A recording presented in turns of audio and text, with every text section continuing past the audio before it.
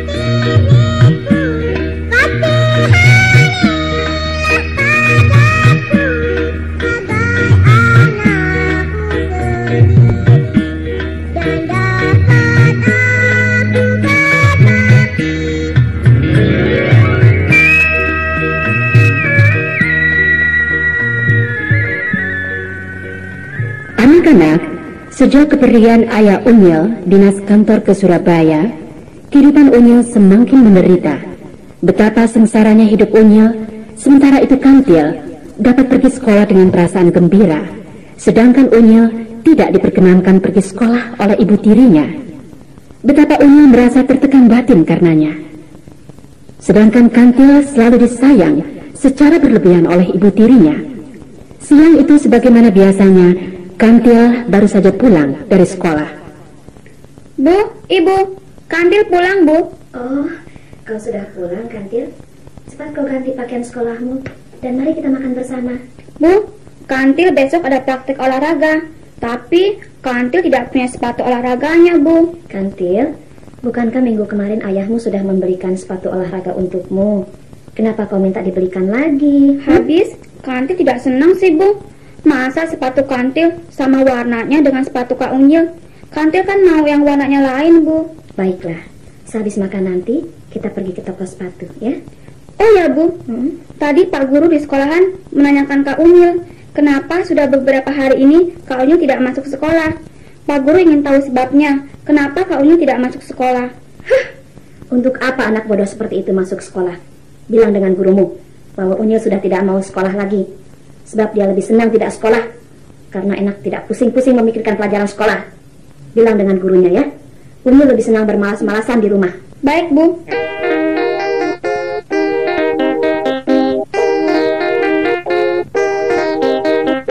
Dia?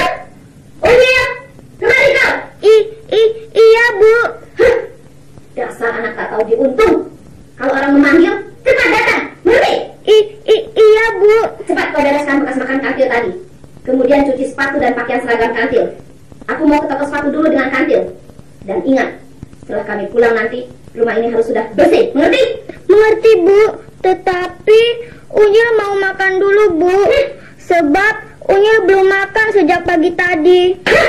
Enak saja minta makan. Aduh. Kamu pikir ayahmu memberi aku uang untuk makan kamu? Dasar monyet. Awas kalau makanan yang belum ada kurang. Aduh. Aku akan mengunci kamu di WC satu hari satu malam.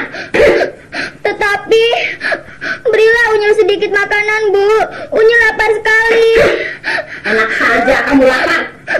Minum saja air di bak mandi itu, sekedar untuk menghilangkan laparmu. Sesungguhnya anak semacam kau tidak layak makan di rumah ini.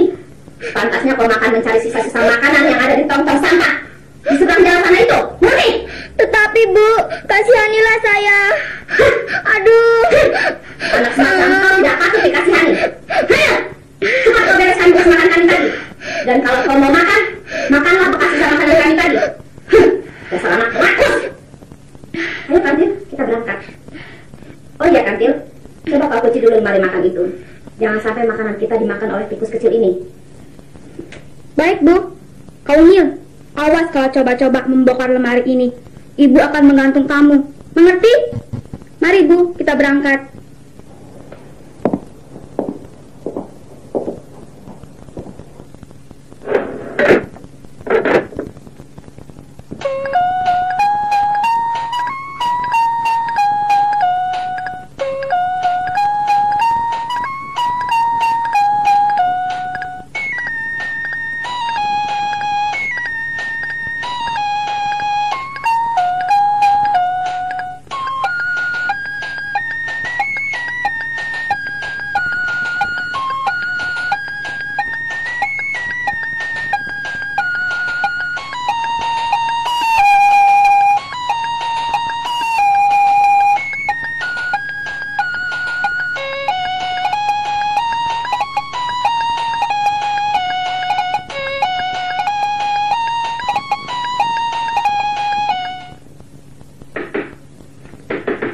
Siapa? Siapa di luar? Saya Unyil, Bu Siti. Oh, Nak Unyil. Mari Nak, silakan masuk. Aduh, kau pucat sekali Nak Unyil. Apakah kau sakit? Dan kenapa pipimu merah dan biru-biru begitu? Oh, Bu Siti, tolonglah saya. Saya disiksa lagi oleh ibu tiri saya. Saya tidak diberi makan sejak pagi tadi. Dan saya disuruh bekerja terus. Mana tahan badan saya begini terus, Bu. Lama-lama Unyil bisa mati. Kasihan sekali kau Nak Unyil. Tetapi sabarlah. Mungkin kalau ayahmu pulang nanti, semua persoalannya bisa diatasi oleh ayahmu. Tetapi sekarang makanlah dulu. Kebetulan Siti sedang belajar membuat kue di dapur. Nanti setelah makan, kau bisa ikut Siti belajar membuat kue. Terima kasih, Bu. Saya telah merepotkan Ibu. Sudahlah Nak Unyil. Jangan terlalu banyak sungkan. Sudah sewajibnya manusia harus saling tolong-menolong, kan? Siti, coba kau temani dulu Kak Unyil makan. Tinggalkan dulu pekerjaanmu di dapur. Oh, ada Kak Unyil. Siti tidak mendengar kalau ada Kak Unyil masuk. Abis sedang repot bikin kue sih. Ayo Siti, kau keluarkan dulu makanan yang di lemari tadi. Biar Unyil makan dulu. Kasihan dia. Kelaparan tidak diberi makan oleh ibu tirinya. Baiklah, Bu. Ayo Kak Unyil, makan deh yang kenyang. Jangan malu-malu, Kak. Terima kasih, Dik Siti. Nak Unyil, apakah adikmu Kantil dapat perlakuan yang sama seperti Nak Unyil ini? Tidak, Bu. Dik Kantil disayang sekali oleh ibu tiriku. Entahlah, Unyil pun tidak tahu kenapa ibu tiriku pilih kasih terhadap diriku. Dan ternyata ibu tiriku yang sekarang ini lebih kejam dari ibu tiriku yang dulu. Ya, bersabarlah Nak. Semoga Tuhan membukakan hati ibu tirimu yang kejam itu. Kak Unyil, ayo tambah nasinya lagi, Kak. Terima kasih, Dik Siti. Oh ya Nak, sekarang sedang kemana ibu tirimu itu? Dia sedang ke toko, Bu, membeli sepatu untuk Kantil. Dan saya disuruh mencuci baju dan sepatu Kantil. Setelah itu harus membersihkan rumah. Mungkin sebentar lagi mereka akan pulang. Kak Unyil, misalnya Kak Unyil sudah tidak tahan lagi mendapat sisaan dari ibu tiri Kak Unyil, lebih baik Kak Unyil tinggal bersama kami. Iya Nak Unyil, sebaiknya tinggal saja Nak Unyil bersama kami. Ya, walaupun sederhana rumahnya, tetapi setidaknya dapat memberikan ketenangan untuk Nak Unyil. Terima kasih, Bu. Tetapi biarlah untuk saat ini saya tetap tinggal di rumah saya, Bu. Mungkin kalau ayah saya pulang nanti, mungkin akan dapat mengetahui keadaan saya ini. Dan tentu saja, saya akan menceritakan perbuatan ibu tiri saya yang kejam itu. Ya, mudah-mudahan saja Nak Unyil. Oh iya, Bu. Sudah cukup lama juga saya di sini. Saya takut kalau ibu tiri saya pulang nanti dan saya tidak di rumah, pasti dia akan marah dan menyiksa saya kembali. Kalau begitu, saya permisi dulu, Bu. Baiklah Nak Unyil. Jagalah dirimu baik-baik dan kalau ada apa-apa, datanglah kemari Nak. Jangan sungkan-sungkan. Kami pasti akan menolong Nak Unyil. Terima kasih, Bu. Terima kasih juga, Dek Siti. Saya akan selalu ingat budi kalian berdua.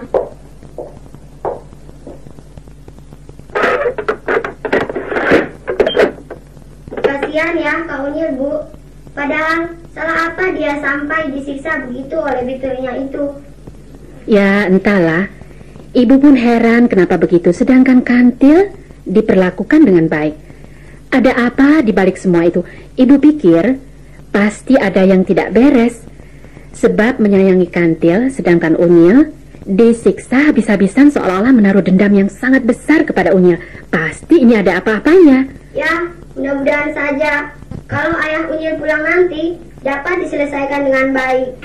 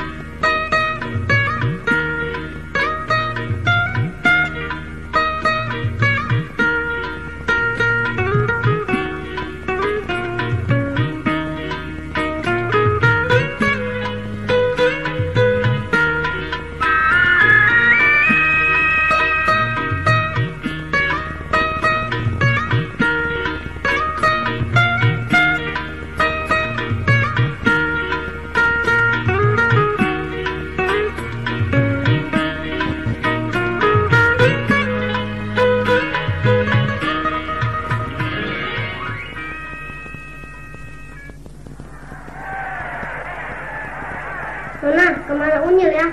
Sudah 3 hari ini tidak masuk sekolah. Mungkin dia sakit, Bim. Tetapi misalnya Unyil sakit, pasti ayahnya datang ke sekolah memberitahukan kepada Pak Guru. Tetapi kenapa ya? Kantil pun diam saja, tidak memberi kabar apa-apa. Iya ya, kenapa Kantil diam saja? Lagi pula sekarang Kantil kenapa tidak diantar jemput oleh ayahnya? Saya lihat Kantil kalau pulang pun tidak dijemput. Nah, itu Kantil datang. Yuk kita tanyain, kenapa Unyil tidak masuk sekolah? Hai Kantil, kemari dong sebentar, ada keperluan nih. Ada apa sih? Bima kau benar sih, pakai ada perlu-perluan segala. Iya Kantil, sebentar dulu dong. Buru-buru amat masuk kelas, kan bel belum bunyi. PR-ku 2 soal lagi belum selesai nih. Saya mau temuin Tanti dulu mau tanya sama dia. Alah, udah deh, nanti aja istirahat main. Kan mata pelajaran matematika setelah istirahat main nanti. Baiklah kalau begitu, nanti saja aku tanya dengan Tanti. Begini Kantil, saya mau tanya kenapa kok Unyil tidak masuk sekolah? Iya Kantil, memangnya kenapa sih? Unyil sakit ya? Tidak, Kak Unyil tidak sakit. Dia malas sekolah. Katanya, buat apa sekolah capek-capek? Mendingan di rumah, males-malesan. Masa iya Unyil tidak mau sekolah? Dia kan anak rajin. Iya, Unyil kan paling rajin ke sekolah. Masa dia sampai bilang begitu? Benar, Bim. Memang Kak Unyil berkata begitu. Masa aku bohong sih? Kalau begitu payah deh prinsip Unyil. Masa sampai berkata begitu? Alah, setahu non, pakai ngomong prinsip-prinsipan segala. Iya dong, memangnya anak sebaya kita tidak boleh ngomong prinsip-prinsipan. Lagi pula, kalau ayahku ngomong sering berkata demikian. Memangnya orang gede saja yang boleh ngomong begitu? Bukan begitu non, maksudku. Kita kan anak-anak. Lebih baik kita berbicara dengan kata-kata yang mudah dimengerti saja. Jangan bicara dengan kata-kata sulit, yang memang sulit untuk dimengerti. Iya deh kalau begitu, Bin. Oh, jadi Unyil sudah malas ke sekolah. Sebenarnya kita tidak boleh punya pendapat seperti Unyil itu. Sebab ayahku bilang, semakin tinggi ilmu pengetahuan, semakin sulit manusia untuk mendapat kehidupan yang enak di dunia ini.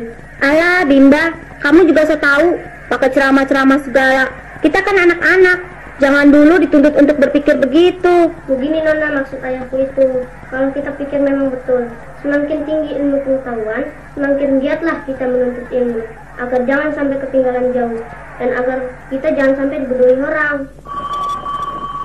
Nah, bel sudah bunyi, mari kita masuk kelas. Oh ya Kantil, nanti pulang sekolah, aku ingin bertemu dengan Unyil. Bimbang, lebih baik jangan ke rumah dulu deh. Nanti kamunya jadi manja, pakai ditengok-tengok segala. Biar saja kalau ayahku nanti pulang dari Surabaya, dia pasti akan mendapat hukuman. Oh, pantas Unyil tidak masuk sekolah, Kenapa Herman tidak ada di rumah? Ya, begitulah. Dasar anak nakal. Orang tua tidak di rumah, lantas saja bikin aksi mogok sekolah. Apakah ibumu tidak memari Unyil, Til? Kak Unyil anaknya susah diatur. Ibuku terlalu makan hati oleh perbuatan Kak Unyil. Biarlah ayahku saja yang menghajarnya nanti. Yuk deh, kita masuk kelas. Nanti Pak Guru sudah datang lebih dahulu. Pasti kita kena marah. Dan sudah berbunyi, kita masih asik ngobrol di luar kelas. Ayo deh, mari kita masuk kelas. Yuk, Ayo. yuk.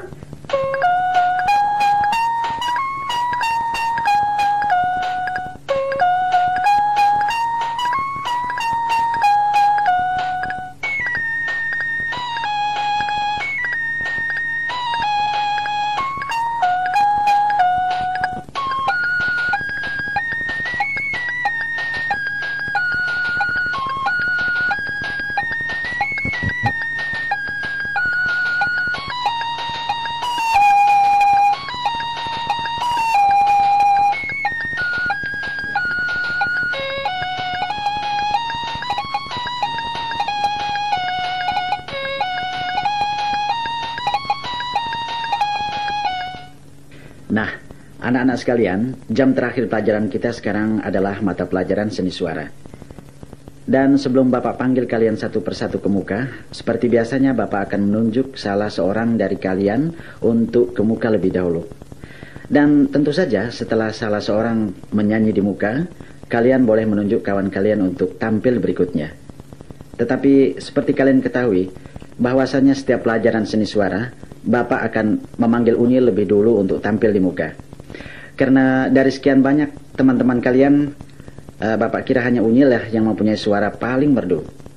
Tetapi sayang, sampai saat ini Bapak belum menerima kabar tentang alasan mengapa Unyil tidak masuk sekolah. Mungkin Kantil dapat menerangkannya pada Bapak? Begini Pak, Kak Unyil sekarang menjadi anak pemalas karena kebetulan ayah kami sedang dinas keluar kota. Maka Kak Unyil dapat berbuat sekehendak hatinya. Tetapi bukankah ada ibu kalian di rumah yang mengurus kalian? Kak Unyil sudah dinasehatin oleh ibu, tapi masih saja membandel Pak. Malahan Kak Unyil berani melawan dan memaki-maki ibu. Baiklah. Kapan rencana ayahmu akan kembali pulang ke rumah? Mungkin 2 atau 3 hari lagi Pak. Ya, baiklah. Bapak akan menunggu keputusan dari ayahmu. Kalau ayahmu pulang, tolong beritahukan bahwa Pak Guru akan bicara pada ayahmu, yaitu mengenai persoalan si Unyil, ya. Baik Pak, saya akan sampaikan kepada ayah bila ayah pulang nanti. Ya. Nah, anak-anak sekalian, sekarang Bapak tunjuk Bimba untuk tampil ke muka, yaitu sebagai pembuka pelajaran seni suara kita hari ini. Malu-malu dong. Ayo Bimba, nyanyi apa-apanya dong. Nah, anak-anak harap kalian tenang ya. Biarkan Bimba untuk menyanyi lagu kesukaannya. Ayo Bimba, maju ke muka.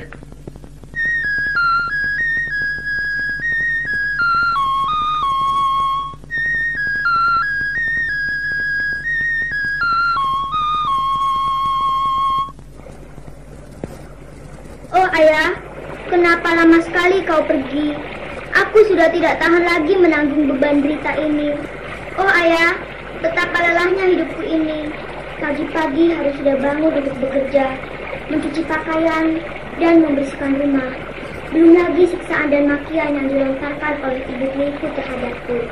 Oh Tuhan, sampai kapankah hidupku menderita begini? Oh ibu, lihatlah betapa menderitanya hidup anakmu ini. Tolonglah anakmu ini, Bu. Oh ibu, aku sudah tidak kuat lagi bila hidupku terus-terusan begini dan menjadi korban kekejaman ibu tiriku sendiri. Oh ayah, cepatlah kau pulang. Anakmu menanti pertolonganmu.